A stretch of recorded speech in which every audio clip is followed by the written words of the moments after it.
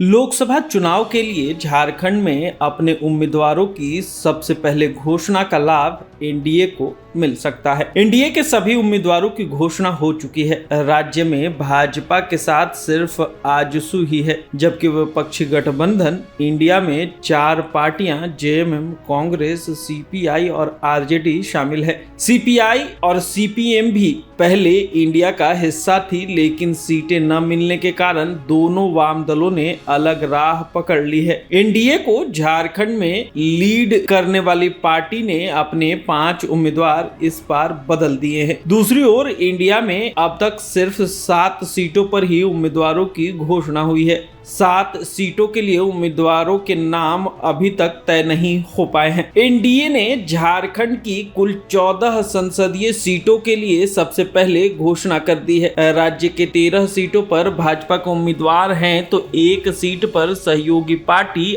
आजसू को भाजपा ने टिकट दिया है। आजसू ने गिरिडीह से अपने सिटिंग सांसद चंद्र प्रकाश चौधरी को ही अपना उम्मीदवार बनाया है। भाजपा ने 5 सीटों पर नए उम्मीदवार दिए हैं। इसमें जेएमएम छोड़कर भाजपा ज्वाइन करने वाली शिबू सोरेन की बहू सीता सोरेन को दुमका से उम्मीदवार बनाया गया है। सिंहभूम से पिछला चुनाव कांग्रेस की टिकट पर जीतने वाली पूर्व सीएम मधु कोड़ा की पत्नी गीता कोड़ा इस बार भी वहीं से भाजपा की टिकट पर चुनाव लड़ रही हैं। धनबाद में जीत की हैट्रिक लगा चुके पशुपति नाथ सिंह का टिकट भाजपा ने इस बार काट दिया है। उनकी जगह भाजपा के बाघमारा से विधायक ढुल्लू महतो को पार्टी ने मौका दिया है। दुमका, चतरा और हजारीबाग में भी भाजपा ने अपने उम्मीदवार बदल दिए हैं। दुमका में पार्टी ने अपने सिटिंग सांसद सुनील सोरेन का टिकट काट दिया है, लेकिन सीता सोरेन के आ जाने से उनका टिकट वापस ले लिया गया।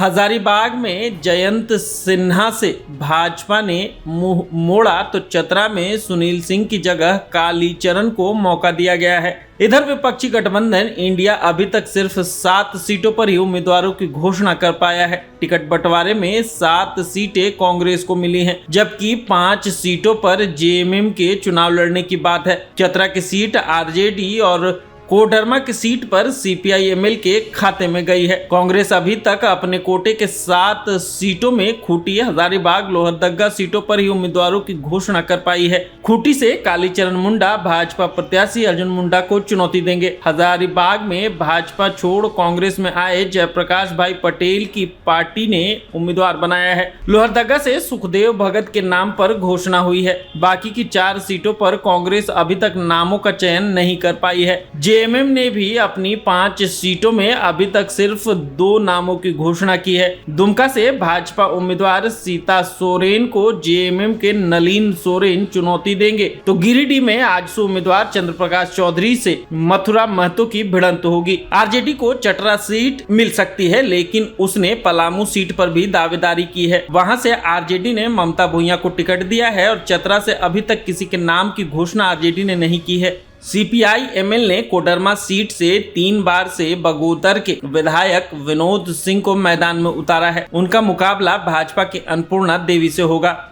झारखंड में इस बार लोकसभा के लिए हेमंत सोरेन की गिरफ्तारी सबसे बड़ा चुनावी मुद्दा रहेगा। पिछले विधानसभा चुनाव में जेएमएम का प्रदर्शन शानदार रहा था। हेमंत के नेतृत्व में लड़े गए विधानसभा चुनाव में जेएमएम सर्वाधिक सीटें लाकर झारखंड की सबसे बड़ी पार्टी बनी थी। कांग्रेस और आरजेडी का भी जेएमएम के साथ होना मजबूती की बात हो सकती है। दूसरे नंबर पर कांग्रेस रही है। भाजपा को अपनी सत्ता गंवानी पड़ी थी। जमीन घोटाले में हेमंत सोरेन अभी जेल में है और उनकी जगह जेएमएम की ओर से पत्नी कल्पना सोरेन पार्टी और गठबंधन को लीड कर रही हैं। हाल ही में कल्पना ने दिल्ली में हुई इंडी अलायंस की रैली में शामिल हुई थी और उन्होंने अपने हेमंत सोरेन की गिरफ्तारी का मुद्दा उठाया था। रांची के प्रभात तारा मैदान में इंडी अलायंस की रैली होने वाली है। इसकी तैयारियों की समीक्षा भी कल्पना सोरेन खुद ही कर रही है। रैली के माध्यम से गठबंधन के नेता हेमंत सोरेन को साजिश गिरफ्तार करने का भाजपा पर आरोप मढ़ेंगे और इसी आधार पर वोट की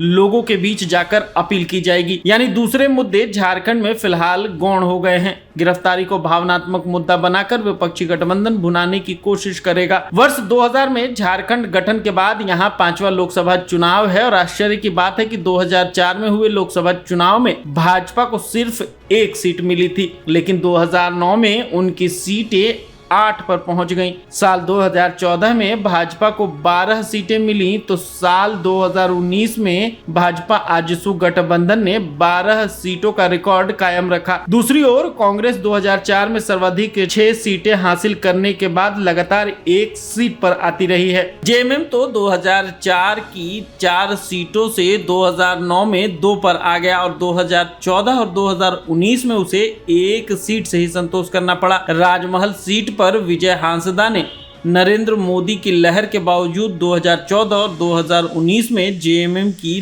लाज रख ली थी।